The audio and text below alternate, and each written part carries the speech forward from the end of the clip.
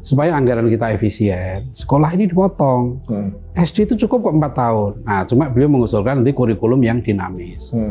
Saya setuju, memang dalam tradisi pendidikan kita, orang-orang kita dulu itu dewasa di usia 14 tahun. Jadi sistem pendidikan sekarang ini apa kita masih mewarisi pola pikir penjajahan zaman dulu? Ada menurut saya iya, bukan hanya zaman dulu, zaman sekarang. Emang sekarang nggak ada penjajahan. Pak Prabowo tuh sering bilang kan, ada negara-negara besar yang tidak ingin negara kita berkembang. Nah, kalau saya udah tulis artikel, nah kalau kita tahu ada kita terjajah, yang terjajah mulai dari apa? Pikiran kita. Jadi makna pendidikan itu jangan disempitkan menjadi sekolah. Ya, sekolah itu adalah sebagian dari tempat pendidikan. Bahkan bisa jadi sekolah itu bisa menjadi tempat yang tidak mendidik.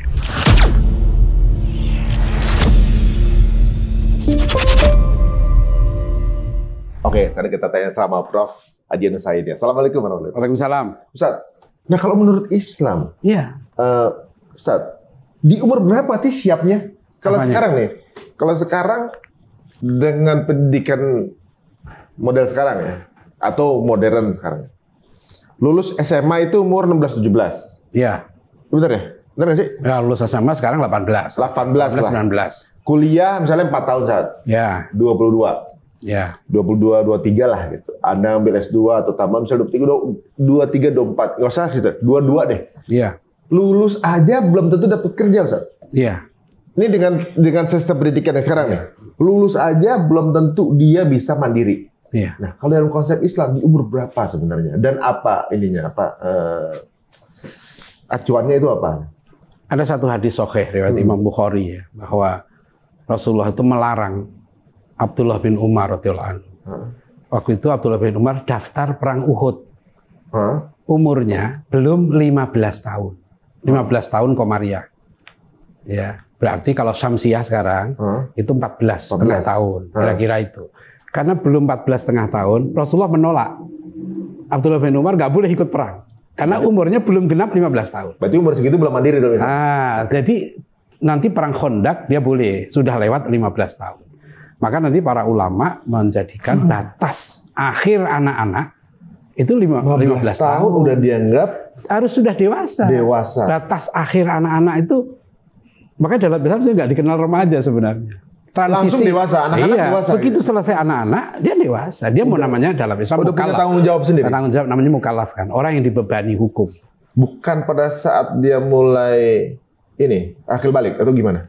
Ya akil balik itu, akil ya. Balik itu kan dia dewasa secara fisik. Iya. Akil itu dia berakal. Nah, ketika dia akil balik, dia berakal, artinya dia sehat. Tubuhnya dewasa, pikirannya sehat. Dia disebut mukallaf. Mukallaf artinya dia sudah bertanggung jawab terhadap amalnya sendiri. Maka di situ ketika dia mukallaf, ya kan, ketika dia 15 tahun atau tahun kita sekarang 14,5 tahun, dia harus dinyatakan dewasa. Dia harus imannya benar, ibadahnya benar, akhlaknya benar, dan dia siap mandiri. Ini sebetulnya konsep ini diajukan oleh pakar pendidikan dari Bandung, namanya Profesor Nanang Fatah. Ya, itu dulu kolega kami juga di kampus Universitas Ibnu Khaldun Bogor. Prof. Nanang Fatah ini dari awal reformasi itu sudah mengajukan konsep pendidikan kita ini. Sekolah beliau usulkan dipotong 6 tahun. Beliau ini pakar anggaran pendidikan. Di YouTube ada. Juni yang lalu dia diundang bersama 2 profesor lain, Profesor Fasih Jalal dengan Profesor Didik Rahbini ke Komisi 10 DPR yang membidangi pendidikan. Prof. Nanang Fatah di situ tuh menarik, coba lihat di YouTube. Ada usulan dia. Dia ulang lagi usulan dia yang lama agar sekolah kita dipotong 6 tahun. Menurut beliau boros anggaran sekolah dan terlalu lama di sekolah anak-anak. Berarti sebenarnya kita bisa lebih. Beliau usul 4 tahun SD, 2 tahun SMP, 2 tahun SMA. Masuk SD 7 tahun. Jadi pas 15 tahun, anak menurut beliau harus siap kerja, siap kuliah. Berarti kan kurikulumnya berubah. Ya bukan berubah, emang dibongkar. Dibongkar lagi berarti. Nah, kita bisa masuk sana nih. Tadi ngomongin mengenai anggaran, anggaran kita tuh 297,2 triliun untuk pendidikan ini. Jadi sebetulnya lebih. besar juga ya, kalau lebih ya? Totalnya itu 600 triliun lebih. Kalau 665 triliun. Iya. Lebih. 665 triliun. Tapi itu kan macam-macam untuk segala macam. Iya, ini banyak. Oh iya 600 tapi dibagi belanja pemerintah pusat segitu, transfer ke daerah 347 triliun, investasi 80 triliun. Besar juga ya. Iya. Jadi 600 triliun ini sebenarnya bisa di efisiensi lah gitu. Jadi Prof Nanang itu ngitung sampai misalnya anak sekolah SD selama 6 tahun berapa biayanya. Nah, dia dari segi anggaran dia usulkan supaya anggaran kita efisien, sekolah ini dipotong. SD itu cukup kok 4 tahun. Nah, cuma beliau mengusulkan nanti kurikulum yang dinamis. Saya setuju. Memang dalam tradisi pendidikan kita, orang-orang kita dulu itu dewasa di usia 14 tahun. Contoh Ki Hajar Dewantoro. 4 jenjang pendidikan dia bikin. Taman Indria, Taman Muda, Taman Dewasa, Taman Pamong. Jadi taman siswa itu ada 4 jenjang. Nah, taman dewasa bagi Ki Hajar Dewantoro itu 14 sampai 16 tahun. Taman Indria itu taman kanak-kanak, taman muda, SD, SD SMP lah gitu ya. Nah, taman Pamong, taman guru. Karena nanti semua tokoh kita dulu meletakkan pendidikan tertinggi itu sekolah guru. Tertinggi guru malah? Guru. Kalau Ki Hajar kan menyebut pendidikan tertinggi taman Pamong, taman guru. Pamong itu orang yang bisa ngemong bahasa Jawa. Guru itu Pamong Praja itu berarti? Iya, orang yang bisa ngemong, orang yang bisa mengasuh. Bahasa Arabnya murabbi. Kalau bahasa Latinnya pastor. Pastor itu sebetulnya artinya pengembala, pengasuh. Jadi pastor tuh, itu bahasa Latin. Bukan pembuka agama? Iya, maka disebut pastor dalam agama Katolik. Tapi secara harfiahnya itu artinya pengembala, artinya pengasuh. Itu pastor namanya. Ya bahasa Arabnya murabbi. Oh iya. Jadi guru kan, guru itu orang yang bisa ngomong harusnya gitu loh. Nah, saya kembali ke tadi itu. Makanya dulu orang-orang kita itu dewa matang di usia muda. Contoh, Bung Karno umur 15 tahun oleh orang tuanya, ya kan, Raden Sukemi dititipkan ke Cokro Aminoto di Surabaya. Bung Karno 15 tahun tuh. Bung Karno bilang saya sudah membaca banyak buku dalam berbagai bahasa. Dan kata Bung Karno yang penting lagi, 15 tahun itu saya sudah ngintil Kiai Ahmad Dahlan. Kerjaan Bung Karno itu ngikuti Kiai Ahmad Dahlan ketika di Surabaya. Saya ngintil Kiai Dahlan. Kan Bung Karno sampai meninggalnya tetap minta disolatkan oleh ulama Muhammadiyah. Itu Buya Hamka. Iya. Nah, dia tuh dari 15 tahun tuh sudah. Tapi saya baru dengar di beliau ternyata santri. Apanya? Bung Karno nih. Oh menarik, Bung Karno itu banyak warna. Dalam hidup Bung Karno nanti, beliau memang ya Islamnya kuat, belajar sosialisnya juga kental, gitu ya. Karena politisi. Belajar. Iya, itulah nanti keunikan Bung Karno itu sendiri. Jadi kita akan bahas lagi di tempat yang lain berbeda ya. Tapi menariknya di sini bahwa contoh lagi ya, Kiai Imam Zarkasi mendirikan pesantren Gontor umur 16 tahun. Sentot Ali Basyah Prawira Diriza jadi panglima perang di Ponorogo umur 21 tahun. Haji Agus Salim tuh lulus SMA Belanda umur 20 tahun sudah jadi pegawai konsul di Jeddah. Jadi dulu orang-orang kita lulus SMA itu udah matang. Muhammad Al-Fatih jadi sultan umur 21. Iya, dan itu nggak aneh. Ya Panglima Sudirman jadi jenderal umur berapa? Sekitar 29 atau 30 tahun. Atau kalau ke Halim Perdana Kusuma tuh lihat, ada kan Halim Perdana Kusuma. Umur berapa dia jadi jenderal? 29 tahun.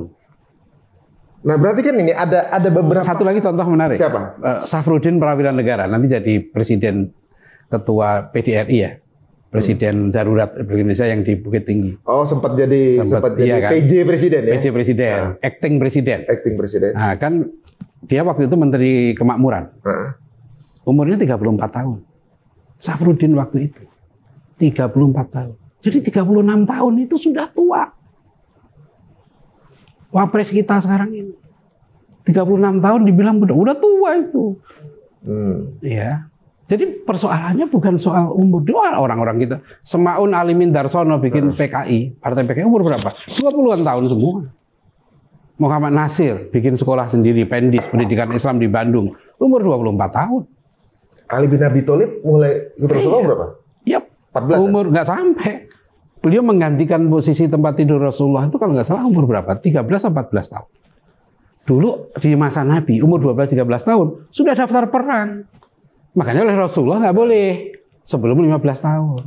Ini kan berarti konsep pendidikan seperti ini kan dijalankan sebenarnya Muslim selama kesultanan gitu kan masih dijalankan. Iya, bukan hanya Muslim. Sekarang kurikulum Cambridge, yang sekarang ini boleh kuliah umur berapa? 14 tahun.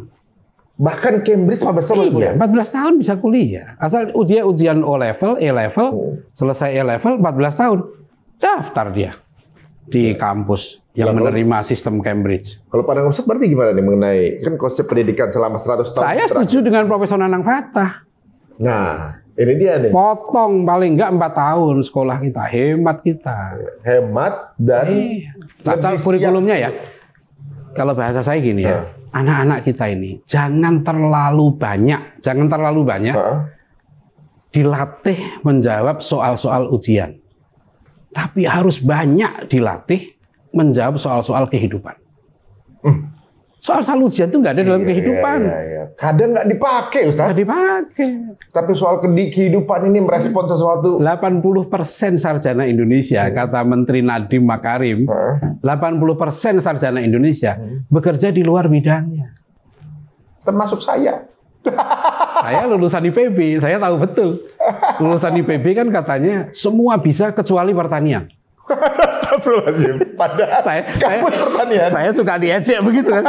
Kamu lulusan IPB, semua bisa kecuali pertanian. Kan? Aduh. Rektor IPB marah, dia bilang, enggak, lulusan IPB semua bisa, apalagi pertanian. Wah. Itu sebetulnya kan belain. Benar. Ya, tapi banyak ustadz lahir di IPB ya? Banyak ustadz lahir di IPB ya? Ya sebetulnya nggak banyak, berapa sih sebetulnya.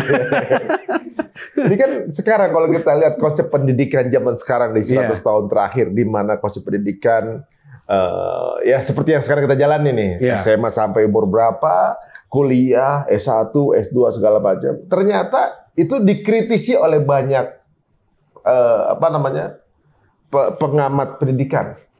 Mungkin ada ini yang saya boleh cari ya, Sir Ken Robinson, Noam Chomsky, John Taylor Gatto, sampai tadi Ustadz bilang juga, ini ada Ivan Illich juga, sampai Peter Fleming tadi ya. Jadi secara kesimpulan bahwa pendidikan yang dijalankan sekarang itu hanya membentuk mental buruh atau mental pekerja. Jadi lebih kepada dibilang nih, yang diciptakan adalah untuk menjadikan alat kontrol sosial, menciptakan individu sesuai kebutuhan ekonomi, bukan potensi. Jadi memang mereka dibutuhin untuk jadi pekerja-pekerja aja gitu. Sependapat nggak dengan pendapat mereka itu? Ini kan sebenarnya udah dikritik oleh Ki Hajar Dewantara.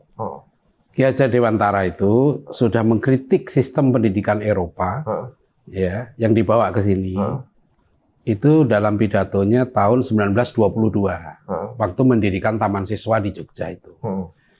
Kan 1901 mulai politik etis, kemudian secara besar-besaran ya Belanda mendirikan sekolah-sekolah.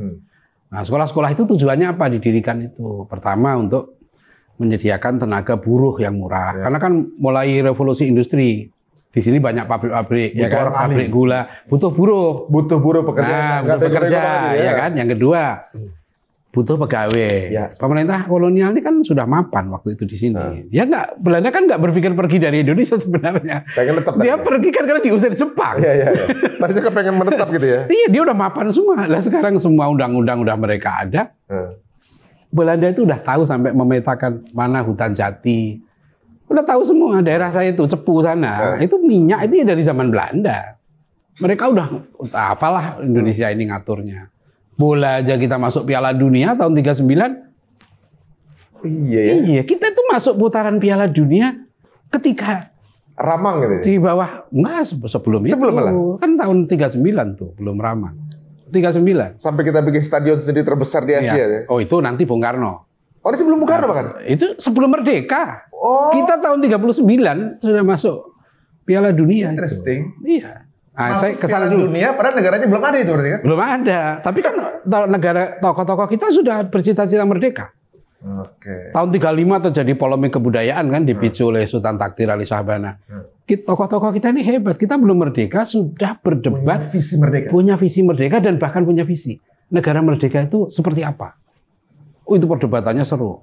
Nah, kembali ke tadi itu ya. Jadi kalau kita lihat dalam sejarah, memang kemandirian itu kita punya sebenarnya. Konsepnya dulu cita-cita merdeka itu bangsa kita mandiri. Ya, jadi Ki Hajar makanya mengkritik sekolah-sekolah Belanda ini, kata Ki Hajar, hanya akan mendidik anak-anak kita menjadi buruh. Nah, tadi satu lagi saya belum. Apa tadi? Pertama, menyediakan buruh murah. Ya. Dua, pegawai. Sekolahnya namanya Osvia. Osvia itu sekolah pamong praja. Kalau sekarang IPDN. Jadi seperti Cokro Aminoto tuh, itu lulusan Osvia. Dia lulus itu nanti jadi camat, pedono, itu ada sekolahnya.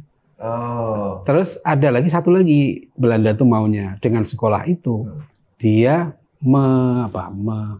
istilahnya itu menekan fanatisme Islam.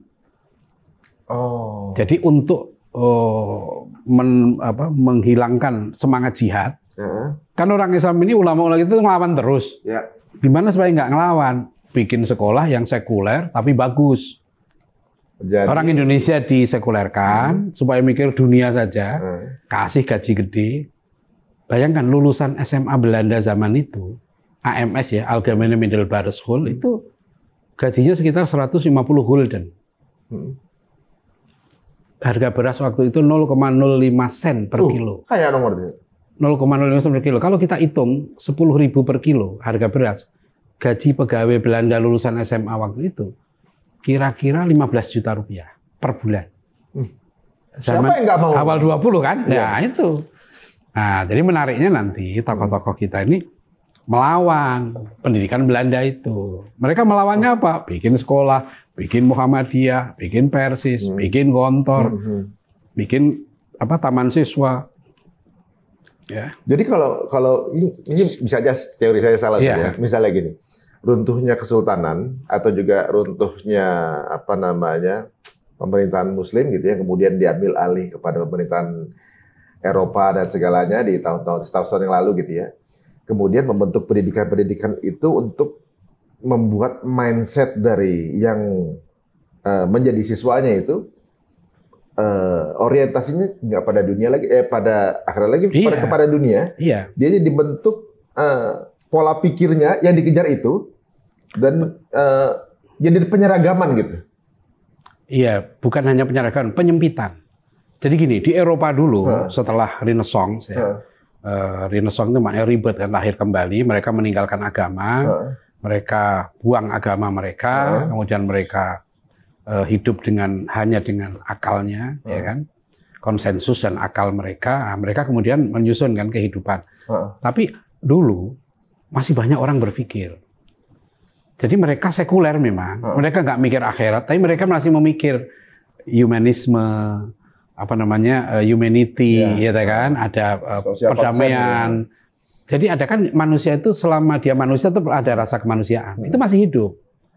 Nah, ketika era revolusi industri semakin menyempit, pendidikan kemudian disempitkan hanya bagaimana melahirkan pekerja. Ini sudah era pasca revolusi industri. Nah, sebenarnya ini yang harus dilengkapi ya. Karena melahirkan pekerja ini tetap penting. Tapi kan hidup ini tidak semua orang memang wajib kerja. Misalnya begini, Islam itu ngatur kan, yang wajib kerja itu kan laki-laki.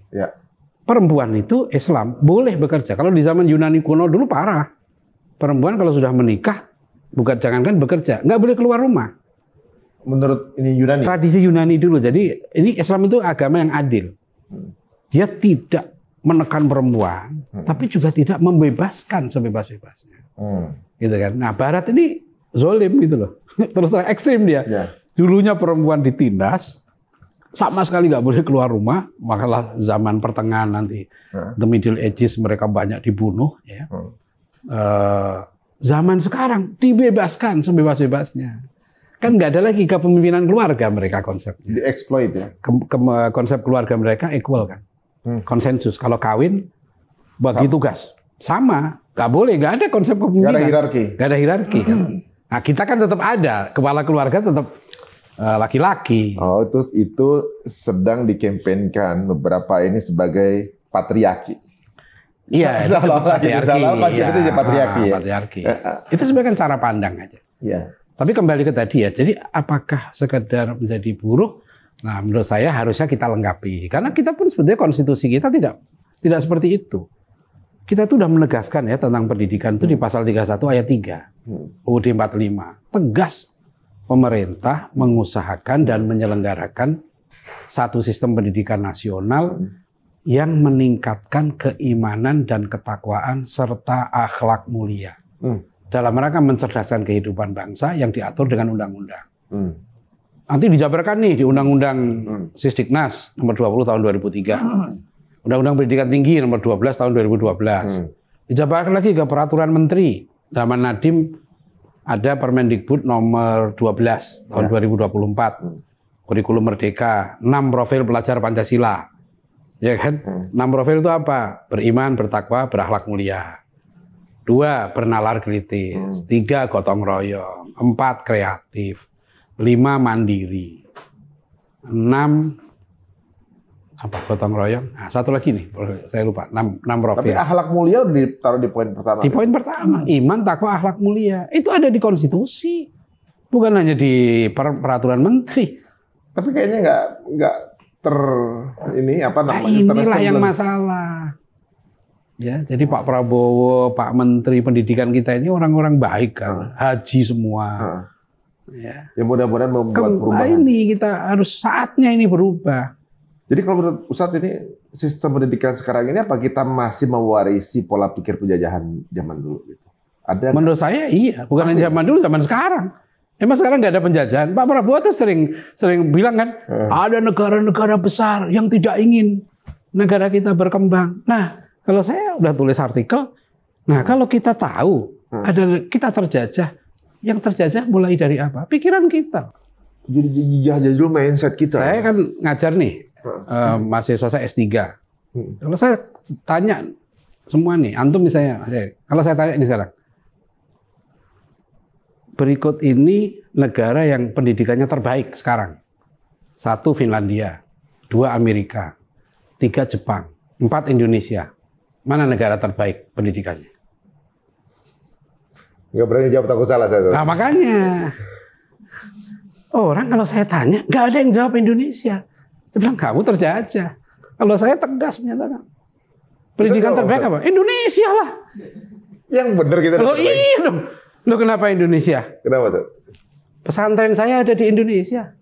Maksudnya yang resmi secara ini secara negara. Ya itu kan saya bercanda. Tapi saya serius nih sekarang jawabannya. Sekarang kalau saya tanya, yang dimaksud pendidikan terbaik itu apa? Apa? Kalau kita orang Islam nih, ditanya, yang terbaik itu apa? Menurut Quran dan Sunnah apa? Dia terbaik apa? Diukur dari apanya? Soleh. Iya, pertama apa? Kalau kita puasa nih jadi orang apa? Takwa kan? Takwa. Iya. Inna akramakum indallahi atqakum. Yang paling mulia di antara kamu yang takwa. Akmalul mu'minina imanan ahsanuhum khuluqa. Orang mukmin yang paling sempurna imannya, yang terbaik akhlaknya. Khairun nas anfa'uhum linnas. Sebaik-baik manusia yang paling bermanfaat. Amerika bermanfaat nggak? Sampai sekarang dukung Israel. Manfaat mana sama Indonesia? Manfaat Indonesia. Nah iya. Jadi pendidikan yang kita punya 41.000 pesantren. 41.000 terbesar di dunia. Nggak kita anggap tuh 41.000 itu yang tercatat di Kemenak. Cuma bagaimana caranya bahwa secara fakta 41.000 pesantren dengan pola pendidikan internal pesantren yang tetap menjaga kewarisan secara pendidikan ala Rasulullah misalnya, itu dijadikan satu yang bisa dinikmati secara general gitu Ustaz maksudnya. Ya, ini kan masalah. Kita ini kan pikiran kita ini, ya kan? Ya maaf ya. Coba direnungkan. Kita ini terjajah nggak? Sampai kita mengatakan yang terbaik itu yang banyak duitnya. Ya terjajah berarti. Sejak kapan kita berpikir bahwa yang terbaik itu? Berarti kita masuk ke dalam pola permainan ini. Iya. Kita juga kena dong kalau gitu ya. Gimana coba? Kalau kita ngeliatin data ini, berarti tuh kita ngeliat kena ya. Sekarang kalau saya tanya ini anak-anak itu ya. Ini maaf Mas Heri ya, ini fair ya. Perguruan tinggi terbaik di kota Depok, karena saya tinggal di Depok. Itu mana? Ya orang pasti jawabnya UI lah. Oh iya kan, normal gitu kan. Nah, makanya Saya mau jadi orang tidak normal, di atas normal, abnormal. Ya, saya mau di atas normal. Kalau menurut saya, perguruan tinggi terbaik di Kota Depok, pesantren saya. Saya punya At-Taqwa College, saya ada kelas sekolah tinggi ilmu dakwah Muhammad Natsir yang mendidik anak-anak saya kuliah di situ. Saya didik jadi guru, jadi dai, jadi orang bermanfaat. Terbaik, kenapa? Akhlaknya, ibadahnya, ilmunya, literasinya. Sekarang kalau kita bilang, saya tanya kenapa? UI terbaik. Ya, UI, saya 5 tahun dosen di Pasca UI ya. Ngajar di Salemba saya 5 tahun. UI baik banget, bagus banget. Tapi pesantren saya lebih bagus. Kenapa? Lulus kayak Ahmad Dhani nih. Ya. Wah, Ahmad Dhani gimana? pede gitu. Ya pede, gimana kita nggak pede. Nah, sekarang dasar orang terbaik itu apa? Harus percaya iya kan? Juga, ya. Saya tanya, orang ini nggak bisa ngaji, nggak bisa sholat, iya kan? Berzina, korupsi, bisa lulus UI nggak? Bisa. Nah, di pondok saya nggak bisa sholat, ya nggak lulus. Nggak bisa ngaji, nggak lulus. Jadi seleksinya lebih ketat ya? Iya dong. Maka saya udah ngusulkan kan. Yang tes masuk perguruan tinggi. Yang paling penting apa? Sekarang tes akhlak. Mahasiswa UI, kalau mau Indonesia maju ini gampang. Sarjana UI, jangan luluskan mahasiswa UI jadi sarjana. Kalau dia muslim ya. Ya. Tapi ini tes dulu. Ini muslim dong. Ini kita bicara muslim. Nanti yang Kristen agamanya sendiri, standar agamanya, iya. Jadi itu Pancasila itu di situ. Terus berketuhanan yang Maha Esa buat apa? Ya. Kalau nggak iman takwa tadi kan sebut perintah konstitusi itu apa? Pendidikan itu harus meningkatkan apa? Keimanan, ketakwaan, akhlak mulia. Akhlak yang mulia. Sesuai agama masing-masing. Iya dong. Nah sekarang orang Islam nih mau lulus kuliah di UI mau lulus. Sebelum ujian skripsi, ujian sholat, ujian akhlak, terus itu medsosnya. Pernah berzina enggak? Nah, tobat enggak? Bisa ngaji enggak? Loh itu perintah konstitusi. Jadi tes dulu rektornya, dosennya. Jadi tapi ya itu juga benar. Kepala-kepalanya juga mesti yang selaras mumpung juga, kan ini presidennya semangat, ya kan? Indonesia jadi negara maju. Menteri Pendidikan Tingginya aktivis, pengurus Muhammadiyah. Orang soleh, Menteri Pendidikan Dasar Menengahnya lebih keren lagi, Profesor Doktor bidang pendidikan, ya kan, guru besar ilmu pendidikan Islam, Sekjen apa namanya, Muhammadiyah, sama dengan saya pengurus Muhammadiyah dia dulu. Menurut Ustadz nih, ya. Kalau diterapkan seperti itu, berapa tahun Indonesia bisa menelurkan? Apanya?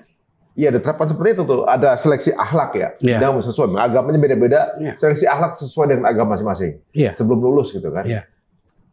Berapa tahun kira-kira Indonesia akhir recovery menerbitkan orang-orang yang... Kalau pendidikan satu generasi itu 25 tahun. 25 tahun. Atau 20 tahun lah. Seperti Rasulullah membangun generasi terbaik. Kan Rasulullah menyebut khairun nas qarni. Sebaik-baik manusia zamanku. Sahabat Nabi itu manusia terbaik. Kenapa dia terbaik? Produk pendidikan terbaik. Kenapa produknya terbaik? Gurunya terbaik. Nah gurunya Nabi, siapa yang bisa ganti? Iya. Nah sekarang kalau kita mau melahirkan, kita kan bicara Indonesia emas nih, 2045, ya kan? Gimana caranya Indonesia emas? Kan harus manusianya. Kita melahirkan manusia emas, bukan manusia kaleng-kaleng. Manusia emas itu apanya? Kembali ke konstitusi dong. Imannya kuat. Akhlaknya mulia, iya kan? Ketakwaannya. Itu dijamin oleh Al-Qur'an. Walau anna ahlal qura amanu wa taqau la fatahna alaihim barakatim minas sama wal ard. Al-A'raf 96 kan. Jadi kalau penduduk satu negeri beriman dan bertakwa, pasti ya Allah jamin berkah turun. Berarti kayak sekarang ini ya kita masih struggling gitu kan. Itu karena memang kondisi ketakwaan ini nggak diterapkan, konstitusi kita nggak diterapkan. Coba kalau sekarang sarjana kita ini semua kampus nih ya kan, yang muslim nih, makanya saya itu nggak setuju ujian nasional itu dihapuskan. Harus ada ujian nasional, SD, SMP, SMA. Tapi ujiannya, ujian sholat, ujian wudhu. Bagi muslim. Bagi muslim, kita bicara muslim, saya bicara muslim.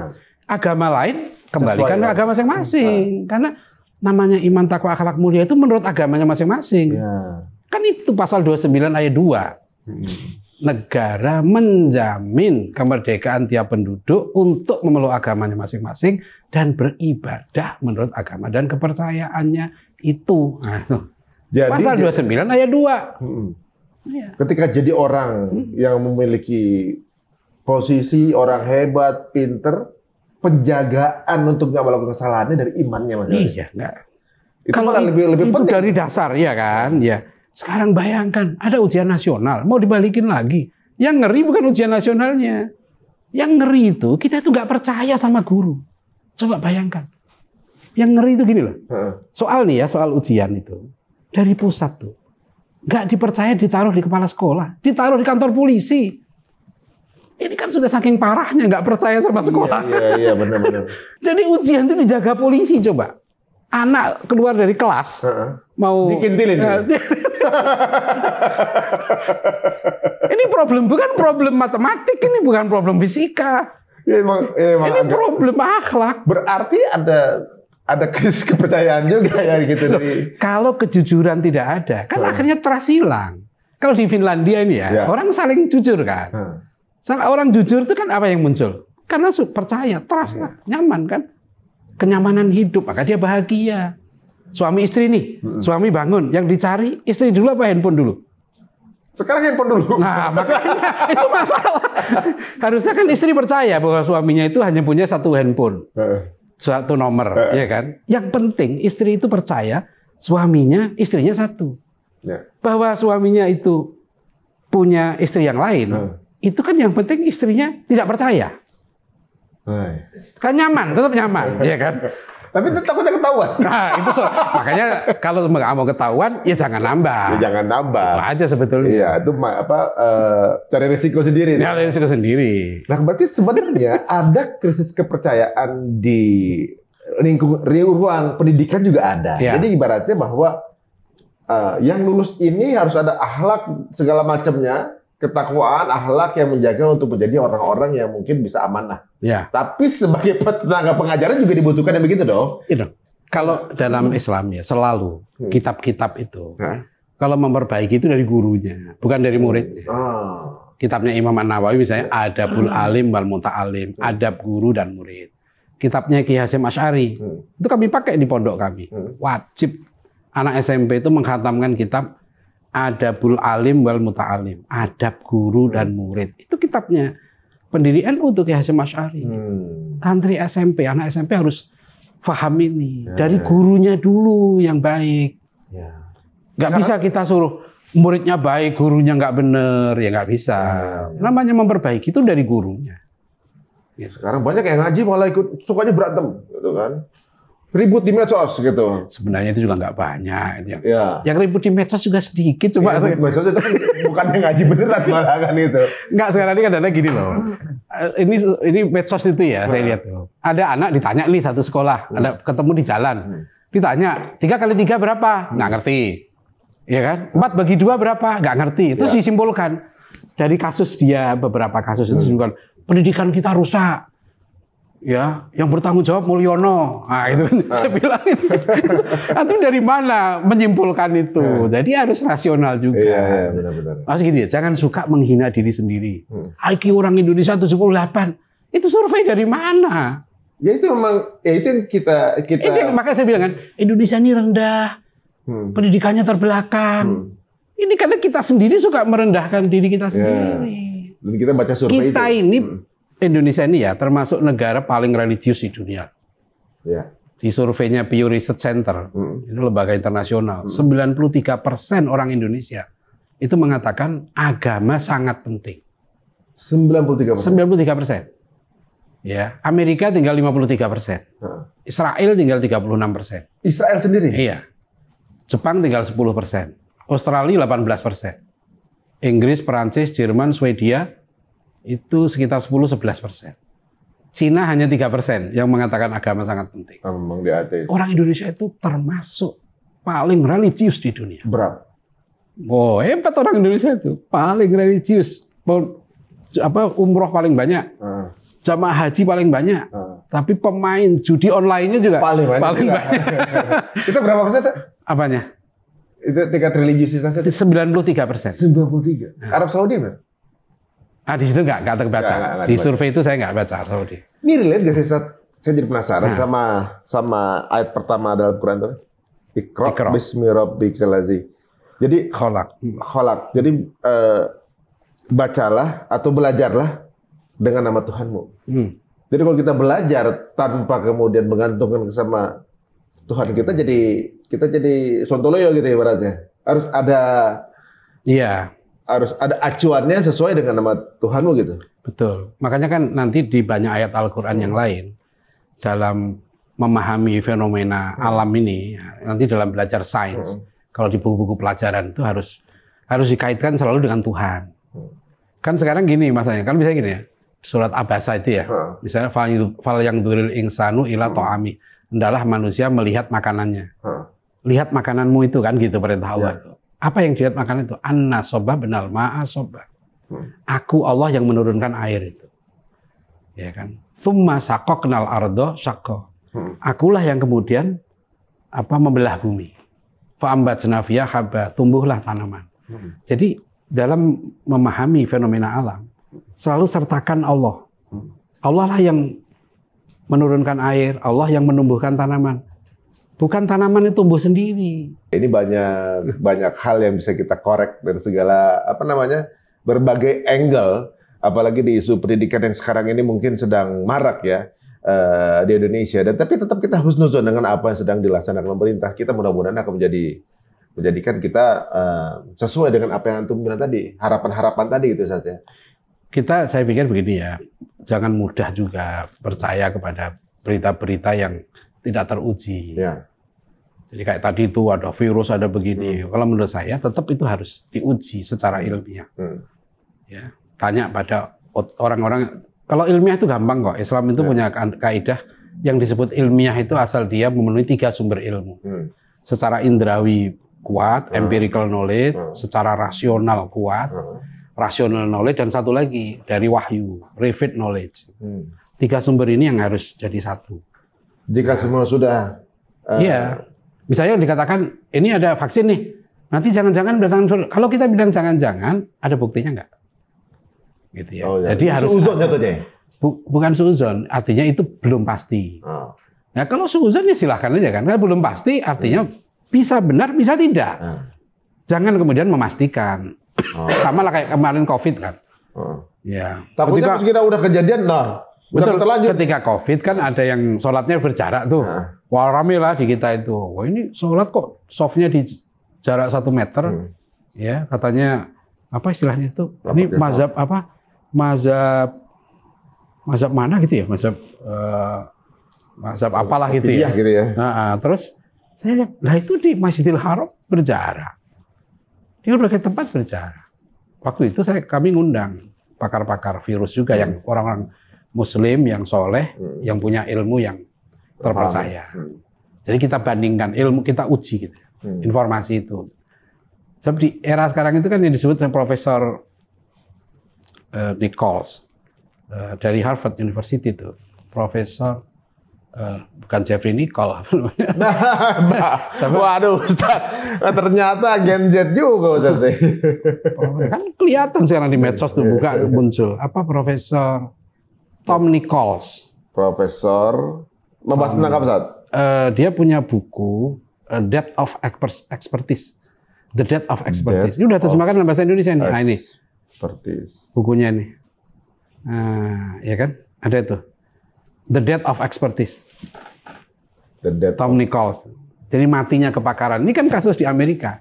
Matinya kepakaran dimaksudkan adalah otoritas ilmu. Jadi masyarakat itu sekarang dalam menghadapi sesuatu itu nggak merujuk kepada ahli ilmu. Tom Nichols. Iya di buku ini matinya kepakaran. Jadi sudah nggak ada otoritas ilmu yang dipercaya lagi. Masyarakat tuh lebih suka membaca atau menerima berita yang disukai, bukan yang benar. Oke. Jadi kalau asal dari kelompoknya, wah ini pasti benar. Pasti benar gitu.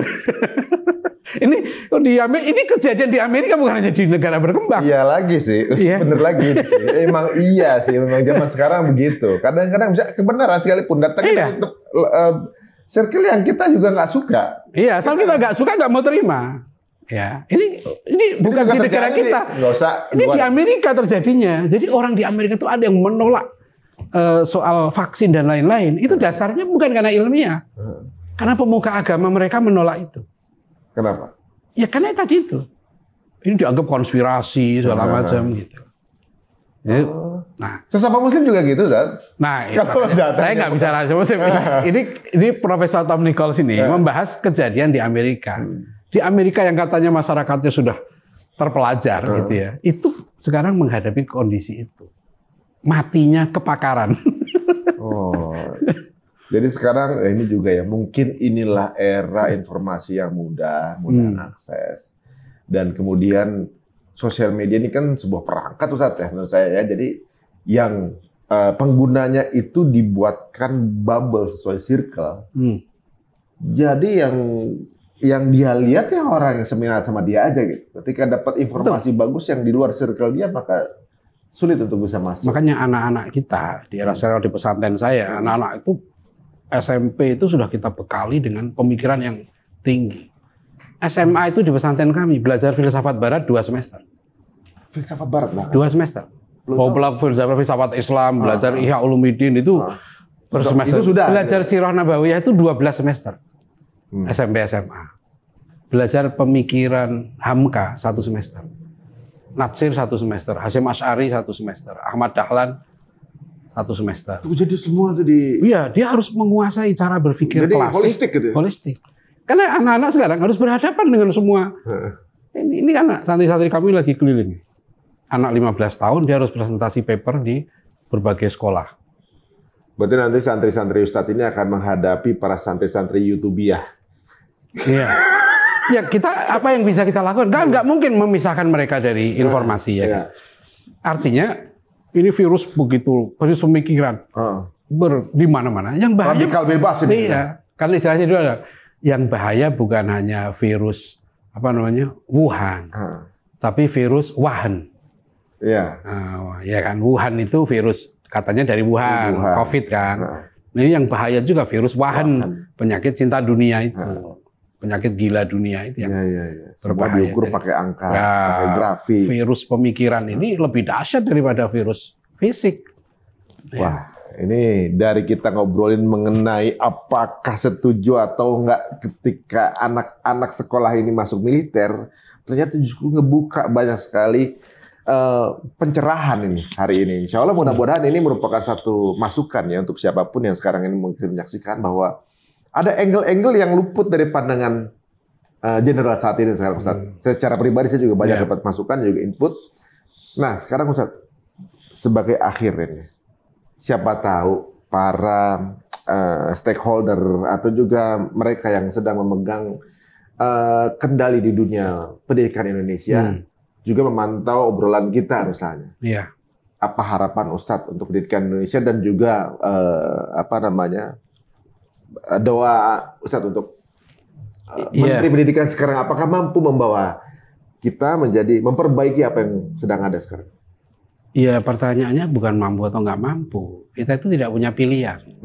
Harus kembali ke konstitusi tadi. Kan jelas perintah konstitusi.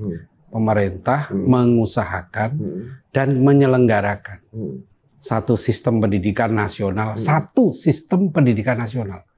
yang meningkatkan keimanan dan ketakwaan serta akhlak mulia. Sekarang kita tanya, dijalankan nggak konstitusi itu? Kan bukan soal mampu nggak mampu.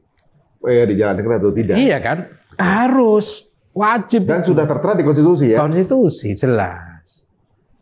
Jadi kalau ada sarjana UI nggak bisa ngaji, nggak bisa sholat, dia Muslim, nyalahi konstitusi. Nah, sekarang antum punya tanggung jawab, punya podcast. Kalau sampai ini tersebar, ya menterinya nggak bisa tidur, bayar nanti Menteri Pendidikan ditanya loh di akhirat, bukan saya. Bukan hanya ditanya oleh kalau Menteri Pendidikan bilang, saya sudah ajukan, tapi ditolak oleh Presiden. Nah, nanti Presidennya ditanya di akhirat. Hujahnya udah pindah. Hujahnya pindah. Presiden saya sudah ajukan, ditolak oleh DPR. DPR yang Kalau hujah saya udah dong. Saya udah yang ini nih. Kan udah ngobrol lama tuh di sini. Enak jadi rakyat, iya kan? Iya. Kalau jadi rakyat tugas kita menyampaikan. Saya pernah diundang Menteri Agama gitu. Saya rakyat ya. Tugas saya menyampaikan. Tugas Pak Menteri menerima usul saya kan. Makanya enak jadi rakyat. Di akhirat tuh yang paling enak itu tahu siapa? Office boy. Kenapa? Ya ringan hisapnya, mau ditanya apa? Karena tanggung jawabnya. Tanggung jawabnya kan ringan. Cuma sama keluarganya aja. Iya, office boy. Apa yang mau ditanya lagi? Aduh, benar juga ya. Benar, kita juga kalau punya media juga ditanya nih buat apa nih kan? Nah, itulah. Makanya mudah-mudahan ya kalau ada salah kan 90% banyak jariah, ya kan? 90%-nya jariah. Timbangannya jadi dosa jariahnya kurangin. Benar. Walaupun pasti ada salahnya. Iya, nggak ada manusia yang nggak salah. Benar. Ya. Satu lagi Sat, yang penasaran. Bagaimana pandangan antum ini bahwa institusi pendidikan kan jadi mengarah kepada korporasi ya. Jadi mesin uang dan ekonomi, bukan pada target untuk menciptakan dan mencetak orang-orang yang siap gitu. Apa yang mesti diubah sistem itu? Yang harus diubah itu definisi pendidikan. Ini yang jadi masalah di kita itu. Di pendidikan itu maknanya apa? Lu di Indonesia itu aneh. Pendidikan dimaknai sekolah. Itu kan aneh. Berarti di masjid nggak pendidikan. Podcast kita begini nggak pendidikan. Khutbah Jumat tidak pendidikan. Taklim di rumah nggak pendidikan. Makanya namanya itu Menteri Pendidikan. Di masa, semua sektor pendidikan maksudnya? Di masa Nabi ada sekolah nggak? Nggak ada. Di masa Nabi ada pendidikan nggak? Nggak. Lah, nggak ada. Ada justru. Ada lah. Malah itu pendidikan justru pendidikan terbaik kan? Nah, pendidikan Nabi itu 24 jam. Maksudnya kalau universitas belum ada gitu? Iya, tapi ada pendidikan tinggi. Sekarang kan banyak orang yang kuliah di perguruan tinggi tapi tidak berpendidikan tinggi. Iya. Pendidikannya rendah, dia formal kuliah. Kenapa dia rendah? Karena dia nggak kenal Tuhannya. Dia nggak kenal nabinya. Dia bahkan nggak kenal dirinya. Untuk apa dia hidup nggak tahu. Mau kemana setelah dia tujuannya nggak tahu. Lah ngapain kamu kuliah tinggi-tinggi? Life goals, life purpose nggak tahu deh. Jadi makna pendidikan itu jangan disempitkan menjadi sekolah. Ya, sekolah itu adalah sebagian dari tempat pendidikan. Bahkan bisa jadi sekolah itu bisa menjadi tempat yang tidak mendidik. Malah membuat satu. Kalau misalnya di sekolah, anak itu tambah akhlaknya nggak baik, durhaka sama orang tua, tambah males, ya kan, berantem, nggak cinta ilmu, ya kan, tambah jauh dari Tuhannya, lah ngapain sekolah? Malah ngasih inkubasi karena yang salah. Iya, gitu ya? Kan artinya sekolah itu bukan menjadi tempat pendidikan. Waduh. Jadi yang problem di kita itu mempersempit pendidikan menjadi sekolah. Makanya dulu waktu kita merdeka, nama kementerian kita bukan Kementerian Pendidikan, Kementerian Pengajaran. Mungkin dulu bahasa Belandanya itu disebut dengan onderwijs. Ada opvoeding itu pengasuhan, pendidikan. Nah itu lebih tepat sebenarnya. Tapi karena kita sudah pakai kata pendidikan, ini kan sejak zaman Kabinet Natsir tahun 50, Kementerian Pendidikan itu dipakai. Artinya sekolah itu seharusnya dibebani untuk mendidik akhlak. Dulu sekolah itu hanya mengajar saja, kalau zaman Belanda dulu mengajar saja keterampilan gitu ya, supaya dia bisa kerja. Tapi begitu kita pakai kata pendidikan, masuk konstitusi kan, ada beban akhlak. Sekarang kita mau pakai konstitusi atau enggak? Kalau pakai konstitusi, pendidikan. Bahkan Jepang yang bukan muslim aja, awal-awal tahun tuh adab semua baru masuk ke dalam pendidikan ilmu. Betul. Tapi mungkin begini Ustaz, yang dimaksud pendidikan, nama pendidikan zaman sekarang udah berbeda daripada dulu. Sekarang pendidikan itu adalah kemudian lulus akan dapat ijazah, dan ijazah ini yang dipakai untuk nyari kerja. Nah, pola mindset seperti itu udah tertanam. Nggak punya ijazah, nggak bisa kerja, kan gitu. Yang lagi rame belakangan ada wamen yang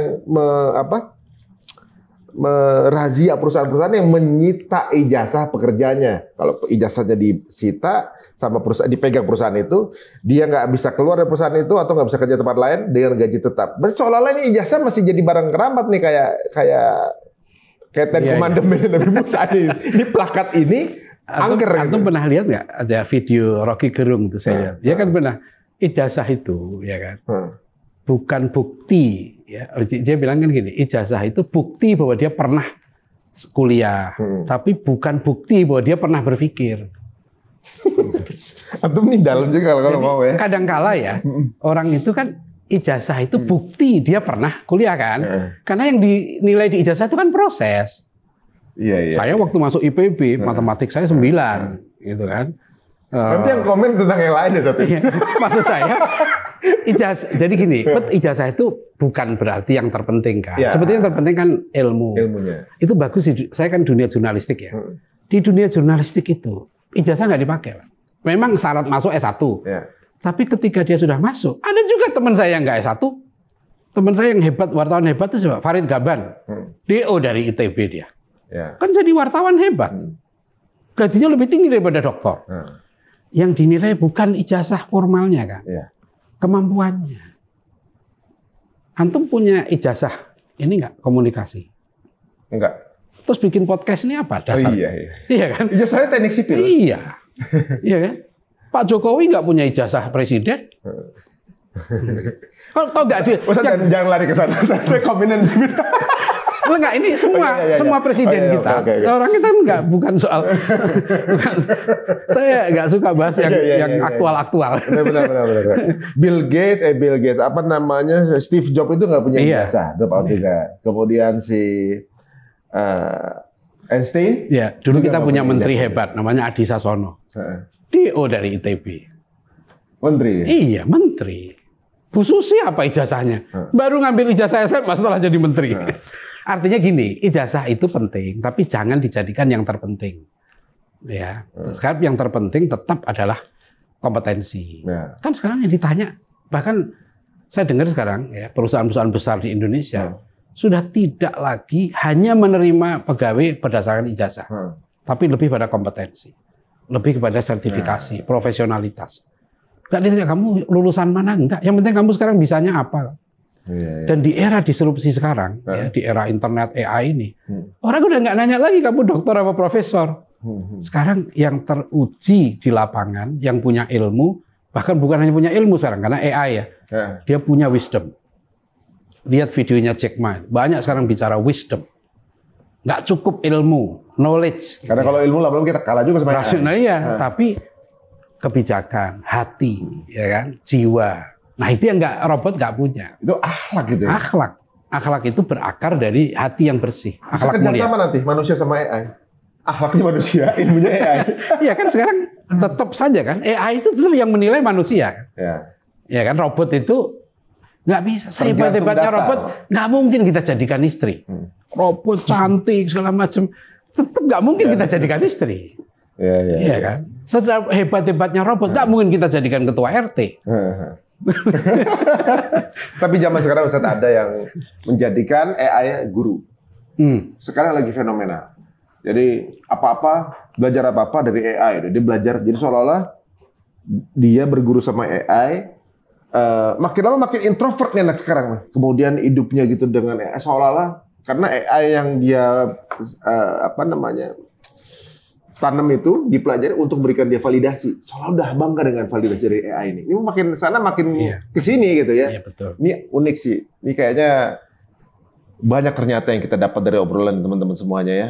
Bahwa ya kita kembalikan lagi bahwa institusi pendidikan pada tempatnya, yang kemudian nggak kemudian jadi mesin industri, yang kemudian orang sekolah juga nggak cuma ngejar buat dapat ijazah, seolah-olah ijazah. Arya, nanti sekolah atau kampus yang masih mengandalkan ijazah atau gelar itu akan tutup, akan dilibas oleh zaman. Menurut Ustaz begitu? Iya, karena yang kalau mereka hanya mengandalkan itu sudah digantikan oleh robot. Jadi nanti bentuk kampus ke depan, menurut saya itu justru bentuk kampus yang sifatnya pendidikan akhlak. Yang utama, Mau pendidikan setinggi apapun, udah. Dan nggak bisa massal. Jadi nanti modelnya kayak minimarket. Ada guru yang hebat, semacam kiai atau guru besar, profesor, doktor ilmuwan, akhlaknya mulia.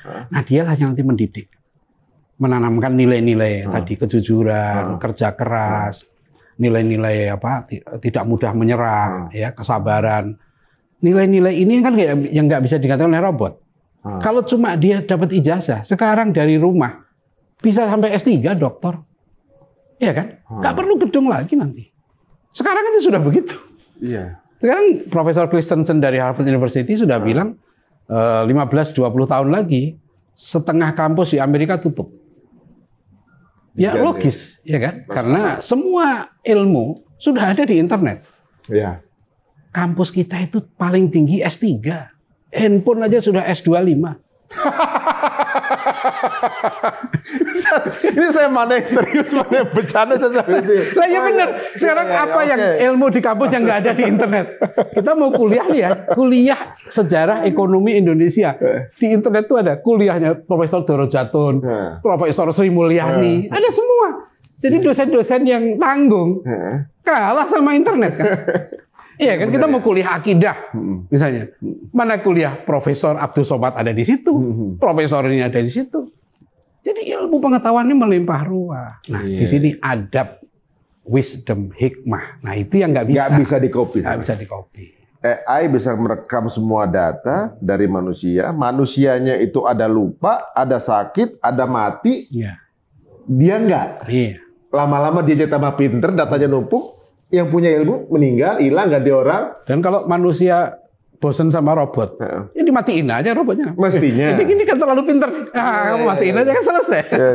Nanti manusianya nggak mau pakai mereka lagi kan gitu aja. Balik. Itu dia. Sampai ada kemarin obrolan kita nih. Kalau sampai robot tuh saking pinternya, kemudian melawan manusia, suatu saat itu akan di-shutdown tuh listrik. Selesai. Iya, kan selesai. Nah, kembalilah ke zaman di mana tanpa listrik. Iya. Waduh, akhir zaman dong kita karena. Waduh, terima kasih Ustaz. Obrolan kita nih, Masya Allah, nggak taunya daging ini isinya. Dan teman-teman, jika dirasa ini menarik, monggo silakan sebar link ini sebanyak-banyaknya ke circle teman-teman semuanya. Kenapa saya undang beliau? Karena beliau adalah Ketua Dewan Dakwah Indonesia. Dewan Dakwah adalah pendidikan. Jadi para pendidik-pendidik ini, beliau kemudian menjadi salah satu yang menjadi pemimpinnya saat ini. Jadi kenapa isu pendidikan saya undang beliau?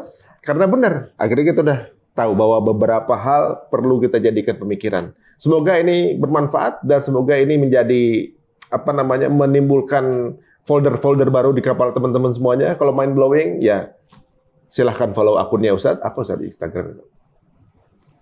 Instagram saya apa ya? saya orang lama, saya pakai Facebook. Web. Webnya adianusai.id. Masuk situ cukup ya saya. Ya. Oh siap kalau gitu. Terima kasih Ustaz. Ya, semoga menjadi pahala jariah buat antum. Amin. Jadi pemikiran baru untuk masyarakat Indonesia supaya menelurkan pemimpin hebat masa depan dengan penuh kualitas pendidikan dan juga akhlaknya. Sampai ketemu lagi di episode berikutnya. Assalamualaikum warahmatullahi wabarakatuh.